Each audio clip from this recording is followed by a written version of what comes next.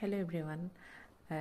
বৰ্তমান নিৰ্বাচন সমাগত আৰু সকলো কৰ্মচাৰী যিসকল চৰকাৰী কৰ্মচাৰী সেইসকল নিয়োগ হৈছেই আৰু সেই ইলেকশ্যন ডিউটিৰ কাৰণে আগদিনাই যাব লগা হয়।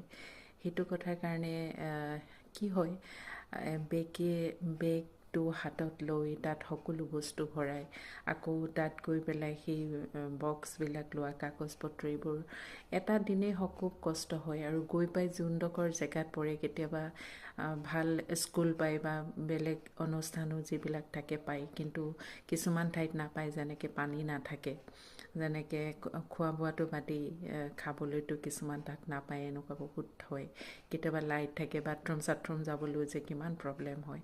কিন্তু সেই পিছদিনাৰ যিখিনি কাম কৰিব লাগিব সেইখিনিৰ কাৰণে 1 ঘণ্টা 2 ঘণ্টা হ'লেও শুব লগা হয় সেই যিসকল কৰ্মচাৰী যায় ইলেকশ্যন ডিউটি কৰিবৰ কাৰণে।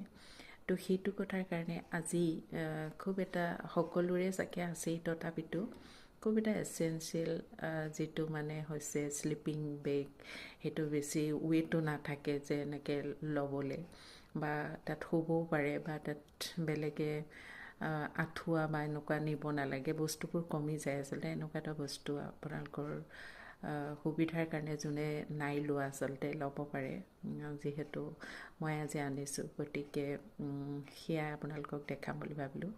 ঠিক আছে, আপোনালোকে চাওকচোন, সুবিধা হ'লে এটা লৈ ল'ব, নহ'লে গোটেই বেগ আকৌ সেইবোৰ দাঙি মেলি বৰ কষ্ট অনুভৱ হয়। কাৰণ মই নিজেও জানো যে মোৰ মানুহজন যেতিয়া যায় সেইটো কথাৰ কাৰণে আপোনালোকক এই ভিডিঅ'টো মই আগবাঢ়িছোঁ। যদি আপোনালোকে ভাবে যে সেইটোৰ পৰা সুবিধা হ'ব, তেতিয়াহ'লে এনেকৈ ল'ব পাৰে যিসকলে নাই লোৱা। স্লিপিং বেগ ন? এইটো মানে তুমি এনেকৈ হ'ব পাৰা, আৰু এইটো তাত খুলি দিব পাৰা। খুলি দিলে বহল হৈ গ'ল। এইটোতো যথেষ্ট বহল আছে। হয়, মানুহটো শুই লৈ সেই চেণ্ডেল মাৰিব লাগে। ৰ'দত দিব লাগিব, ভাল বস্তু কিনে ন? তেনে এইখন তোমাৰ পিঠিত নলয়, বেংকটো কাইলৈ পিঠিত ধৰিব ন, সেইটো স্পঞ্জ। এতিয়া বন্ধ কৰোঁতে প্ৰথম এইটো খুলিব, এইটো পৰা ইয়াকে খুলি ডাঙৰ কৰি দুটাই